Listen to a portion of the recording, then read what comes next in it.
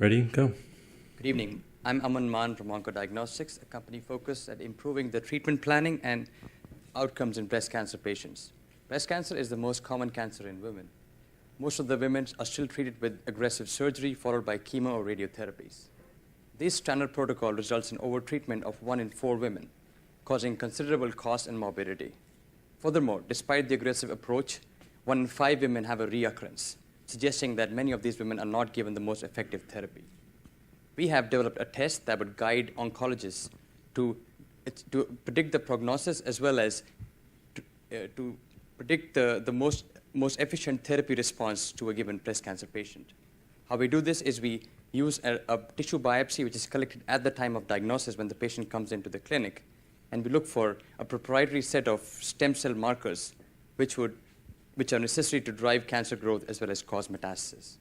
This data is then compared with our clinically annotated database that we have so that we can actually accurately predict the response to a particular given treatment as well as the risk of reoccurrence for this disease. This, we believe, is the first type of predictive test using a cancer stem cell marker which is on the market. Every year, over 250,000 cases of breast cancer are diagnosed, although we believe that if we are able to get this product into the market, we will be able to reduce unnecessary treatment for women with low-risk cancer. In cases of high-risk disease, our test can predict and give them the most suitable treatment given their tumor subtype. We believe that this test would give us an overall cost savings in terms of medical expenditure of over $1 billion annually. Our team comprises of breast cancer oncologists of over 30 years of combined breast cancer experience by training in one of the the best cancer institutions in the world. Wow. That is loud. Sorry about that.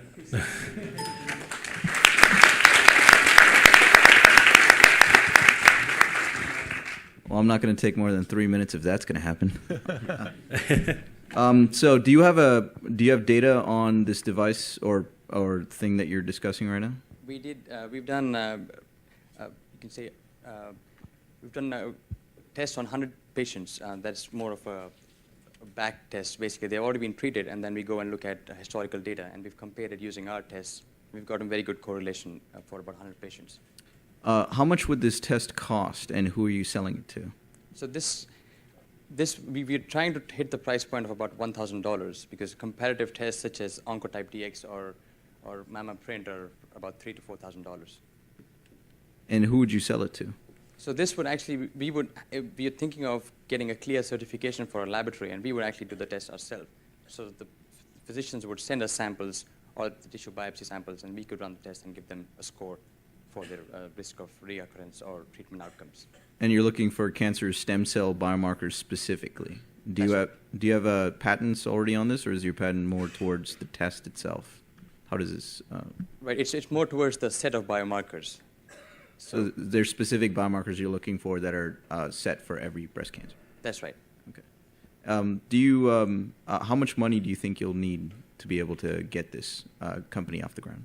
So we would need about $200,000 for us so that we can go after large tumor tissue banks and validate these tests for all different subtypes of breast cancer.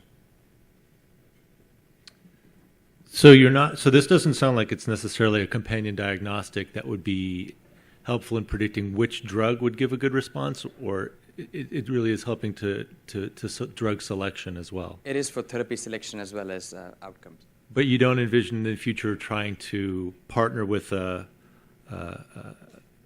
drug company that their drug might be the one that is either sort of preferentially selected or not. This is sort of a cost-saving play that you're taking. In other words, savings to the entire hospital system or healthcare system. Right, because for different subtypes of tumors, there would be different drugs, so there's not really any benefit for any particular pharma company.